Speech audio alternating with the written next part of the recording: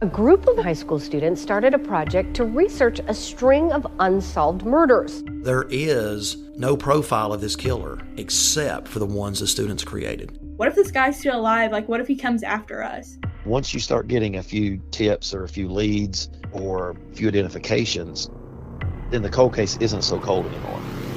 This is Murder 101. Listen to Murder 101 on the iHeartRadio app, Apple Podcasts, or wherever you get your podcasts.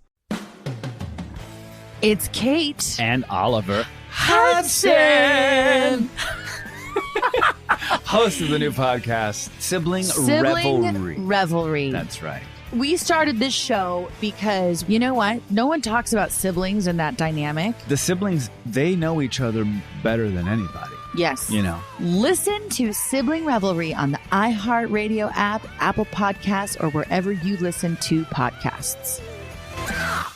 Yo, what's up? It's your boy, the Kid Mero, the human do-rag flap, you know what I mean? The plantain supernova, you feel me? The God himself, your favorite Dominican uncle. And I'm back. The greatest blog of all time, Victory Light, is now the greatest podcast of all time. And I got some friends with me. Victory Light is a fountain, so get your cup ready, because it's about to runneth over. You can listen to Victory Light on the iHeartRadio app, Apple Podcasts, or wherever you get your podcasts at. Hey, Frugal friends, this is Eric Sirianni, producer of this podcast, and I'm here to let you know that we have 4 bonus episodes that we'll be releasing over the next 4 Tuesdays starting today. But wait, there's more. These podcasts are actually videos that we recorded at FinCon 2019 in DC, and they're also available on YouTube by searching Frugal Friends FinCon 2019 or by clicking the link in the show notes. Where's that beat? Welcome to the Frugal Friends podcast, where you'll learn to save money, embrace simplicity, and live a richer life. Here are your hosts, Jen and Jill. Okay, cool. Okay, nice. Okay. Welcome to In Front of Two Mics with your Frugal Friends. I'm Jen. I'm Jill. And a big question that many people had in our Facebook group is, what were our biggest frugal fails? Bum, bum, bum. And we're going to answer that for you. Yeah, Jen's going to answer it because I never fail, so. Yeah, and I have a lot of failures. So I think my biggest was an RV that we purchased. We had a really novel idea that we were going to, just like Jill and Eric, who never fail, we were going to get an RV and renovate it and then sell it for profit. And we got this like super great deal on a really large fifth wheel.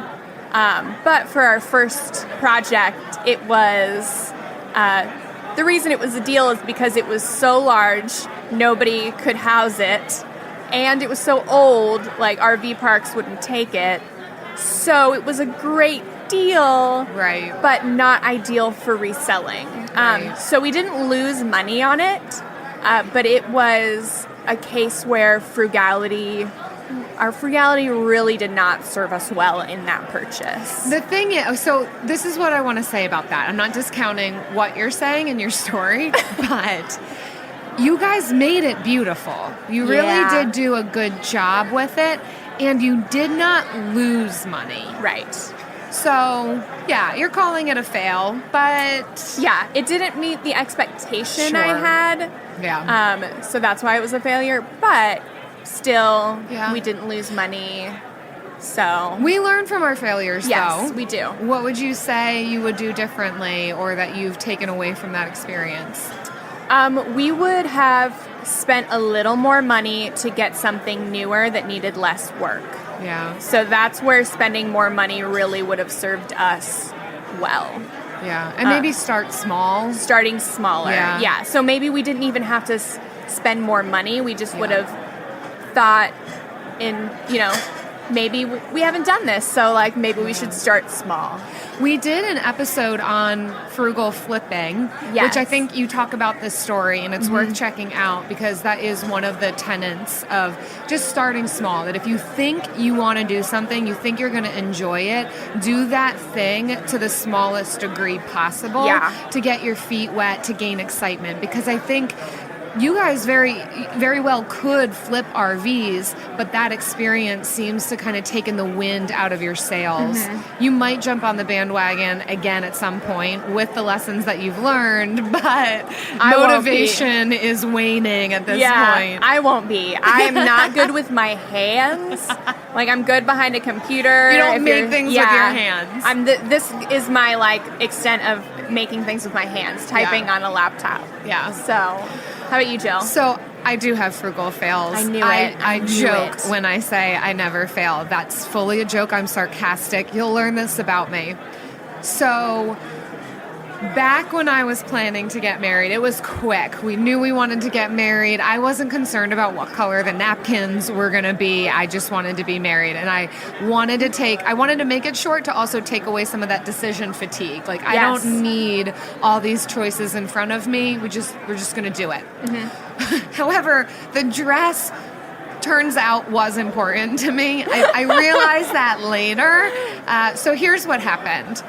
I was searching online. I was never one of those people who planned my wedding since I was a little girl. I didn't want to think about it until it was a reality. Mm-hmm. So I, for the first time, am looking up wedding dresses and learning what I like. And I find this amazing designer online. I'm not a designer person, but the dress that she made was fantastic. So then, of course, frugal me, or maybe cheap me back then, was like, all right, how do I find this dress or a similar dress like it? You know, so that designer and knockoffs or dresses like this that I can find at inexpensive places.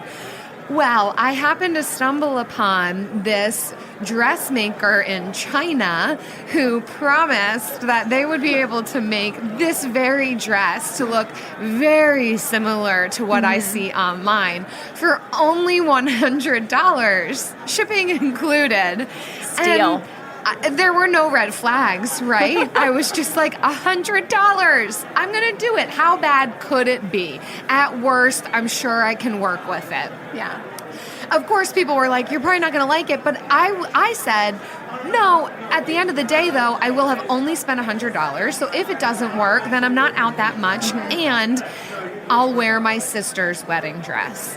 Hers, I had tried it on, it fit, I didn't love it, but that was my backup plan. I said, no, I know that I'll be fine wearing my sister's dress, so try this thing out for $100. The thing comes in the mail. It comes in a package. Oh, this is the nice thing about video. On podcasts, you can't do this.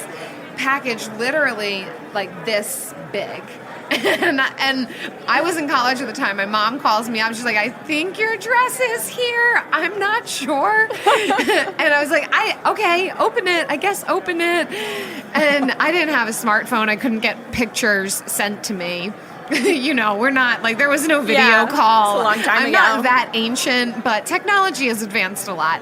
So she pulls it out, and all I hear her say is just, okay, yeah, well, maybe. Anyhow, long story short, it looked nothing like anything like the picture online. And that's when reality set in, that I actually don't want to wear my sister's wedding dress. I thought that it would be fine, but I realized I had put all my hopes in this $100 dress from China. That didn't work out. So then what ended up happening was I went to a dress shop and found a dress off the rack that I ended up paying $400 for, and that equal amount to get it altered because it was so last minute that I couldn't order my size with how quickly our wedding was happening. So it ended up being about an $800 dress. Thought I was being frugal. Still, in the grand scheme of things, I guess that's not a super expensive dress, but when I thought that I was going to be spending $100, waiting for that last minute just cost me a whole lot more. Yeah. That's a fail. Yeah. That is 100% a fail. There's no way of slicing that one different. Just don't trust $100 dresses online from China to be your wedding dress. When they promise they can make it exactly like the multi-$1,000 dress don't for $100 plus shipping. It's a lie. It's a scam. So anyhow, we'd love to hear your frugal fails, and you can connect with us on our Facebook community group. We've got a super active following and engage with us because we all fail. We'd love to hear about it. Yeah, hang out with the Frugal Friends community on Facebook, and we'll see you there. That's been another episode of In Front of Two Mics. In Front of Two Mics. I'm glad we came up with that. Frugal Friends is produced, edited, and mixed by Eric Sirianni.